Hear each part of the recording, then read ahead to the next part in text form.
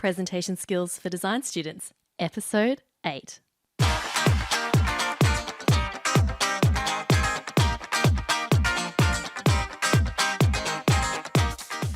Hello and welcome to Presentation Skills for Design Students. My name's Christina Canters, and this is the podcast dedicated to helping design students everywhere improve their presentation and communication skills. It doesn't matter if you do web design, building design, applied arts, graphics. Hey, maybe you're a graffiti artist. There's something we can all do to become confident, creative communicators.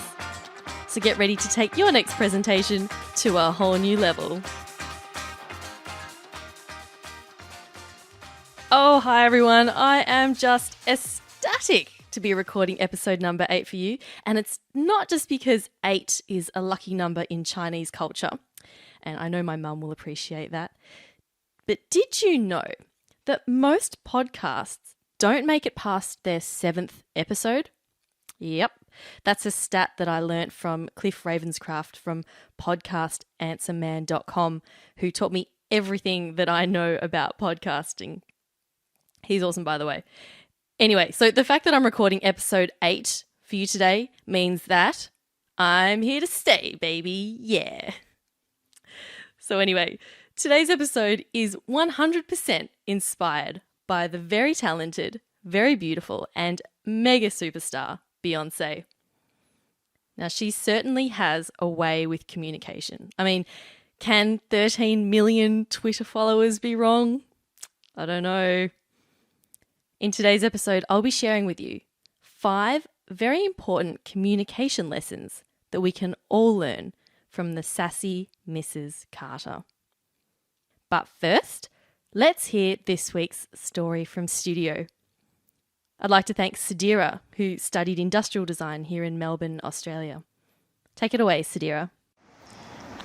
In our second year at industrial design, we had the option of doing an elective at Ceres Urban Farm in Brunswick, building a sustainable fish pond so that they could grow their own fish and sell them at their markets.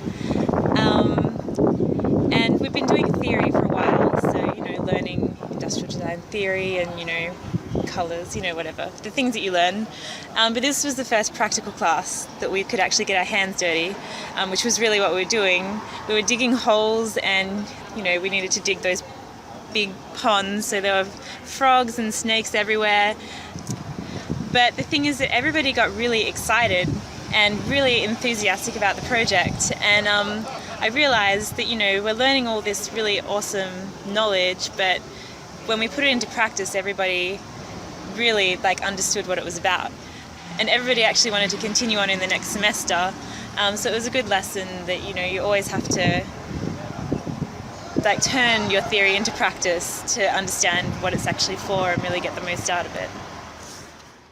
Awesome, Sadira. What a great story. Thanks so much for sharing that with us. Now, there's a saying that goes, tell me and I forget, teach me and I may remember, involve me and I learn. And I believe that was by Benjamin Franklin. Or maybe it was Confucius. Either way, it doesn't matter. They're both pretty intelligent, wise dudes. Anyway, my point is, never underestimate the power of putting something into practice. So this is why I like to set you little challenges each week to get you involved in practicing your communication skills.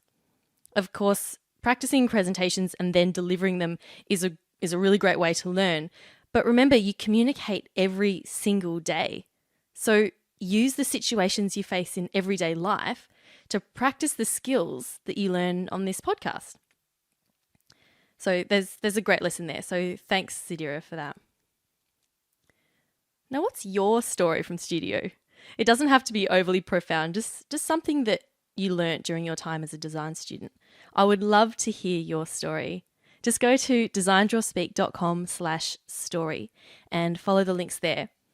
Or if you prefer, you can record it on your phone and email it to me at christina@designdrawspeak.com. I love hearing everyone's stories and it's great how we can all learn from each other's experiences. Okay, let's get to this week's topic. 5 communication lessons from Beyonce. Now, there's no doubt that Beyonce knows a thing or two about communicating with her audience. In fact, she's so good at it, she didn't even announce the release of her latest album. Yep, when she released her surprise 5th album, get this, it generated 1.2 million tweets in 12 hours. 1.2 million! And I read somewhere that that peaked at about 5,300 tweets per minute. Now that's some influence. Okay, so let's get started. Number 1, the first lesson in communication that we can learn from Beyonce. Costume appropriately. Have you ever given much thought to what you wear to your presentation? Do you just wear what you would normally wear, just your everyday clothes? Let me ask you this. What does Beyonce wear when she's on stage? Mostly sparkly leotards, I know, but she dresses appropriately for the song and to really make an impression. She knows the importance of being very visual and connecting that to the performance. So I strongly encourage you to think about that for your next presentation. Now, I'm not saying you have to go out and get a sparkly corset or anything, but just whatever's appropriate to what you're talking about. So it could be a particular color that is key to your design concept, or maybe a particular style of dress, or even bringing along some sort of prop to further emphasize your point. It's just worth thinking about, and it just shows that you've gone to that extra effort for your presentation and really thought about it. Lesson number 2. Say my name, you acting kinda shady, ain't calling me baby, better say my name. Remember that song? Just as a side note, I don't know why they didn't consider me as a 5th member of Destiny's Child. I could have been the short, Asian-ish looking one. Oh well, their loss. Anyway, would you know, this song is all about communication. A girl suspects her boyfriend of cheating on her because he won't say her name. Now, the lesson here, if you're cheating on your partner, okay, just kidding. The lesson here is the importance of using people's names to make them feel good, which then makes them respond more positively to you. Now, Dale Carnegie, the author of How to Win Friends and Influence People, he believed that this is really important.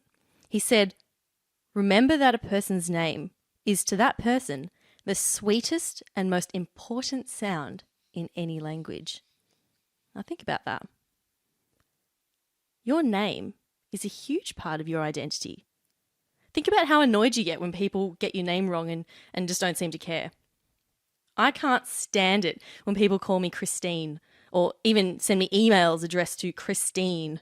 I can't help it, but I feel somewhat disrespected. I'm like, you couldn't even take the time to read my name properly and write it and write the correct version of my name? And on the other hand, I must say it is a lovely feeling when someone takes the time to say, "Hi, Christina, how are you?" Or "Bye, Christina, see you next time." It's really simple, but I've found that not enough people do it. So give it a go. Instead of greeting your friends with "Hi, dude," or "Hey, guys," or even just a generic "Hey," take the extra half a second to use someone's name. Believe me, people will look upon you more favourably, and it's a surefire way to make an awesome first impression. The third thing that Beyonce can teach us about communication is use your body. Now, I think we can all agree that Beyonce can certainly move. Now, I'm not going to tell you to start gyrating on the table and getting all bootylicious during your presentation, although that would be quite memorable. But I will talk about why you should adopt a powerful stance. Now, you see when Beyonce comes out on stage, she just commands attention and respect. When she comes out, she stands like Wonder Woman with her feet apart, her hands on her hips and her shoulders back. No slouching or timid leg crossing to be seen. Now, this is the same when you give your presentation. Now, you don't have to come out all macho and come across as all full of yourself. It's a bit different. But what I'm saying is look strong and look like you deserve to be there and that people should listen to you. So it's just a matter of standing with your feet slightly apart, keeping your shoulders down and keeping your chin level and not looking down at the ground, and trying not to stand with your feet crossed or your arms crossed. Just think about keeping an open stance. And I will elaborate on this further in a future episode. But for the time being, just go Google a picture of Beyonce. Actually, I'll put a picture on the in the show notes for you. Communication lesson number 4. Smile. Now, Beyonce knows how to use her sparkling smile to her advantage. But she's selective about when she uses it. So if you look at pictures of her on stage, she'll come out and she'll be really fierce and she won't be smiling at that point. But when it's appropriate, she'll let out her beautiful big smile and just makes the audience fall in love with her. So smile when it's appropriate. If you're giving a presentation on a somber topic, then it doesn't really make sense to be beaming at your audience the whole time. That's a little bit off-putting. But when used correctly, it works to put your audience at ease, and as it demonstrates that you're at ease and happy to be there. So don't forget to smile. And the 5th and final communication lesson that we can all learn from Beyonce is audience participation. Now, there's a reason why Beyonce's shows sell out. She's not there to perform for herself. Nope, she is there 100% for her audience. I actually haven't seen her perform live, but I know that the best concerts that I've ever been to have been where the performer really engages with the audience and asks for participation. So how can you do this in your presentation? Short of asking for, all the single ladies, put your hands up. You don't have to do that. You can ask the audience a question like, who's heard of blah, blah, blah? Or who's seen this picture before? Raise your hand. And just get people to slowly just get involved, and it helps them it makes them pay attention and sit up and listen. You can even invite your audience to ask questions along the way. So instead of getting right to the end of your talk and then saying, okay, are there any questions? All right. You could pause. You could take a moment and pause at the end of each section and say, what are your questions on that? And that's just slowly inviting people to speak up and get involved. And that's what will make your presentation truly engaging and memorable. Okay, so there you have it. 5 communication lessons from Beyonce. I'll just go over them real quickly again. Number 1, costume appropriately. Number 2, say my name, or rather, use people's names. Number 3, use your body. Number 4, smile. And number 5, invite audience participation. I hope that those tips help you along your way in your day-to-day communication and the next presentation that you will be delivering. Now, your challenge of the week, I'd like to just go back to point number 2, which is using people's names.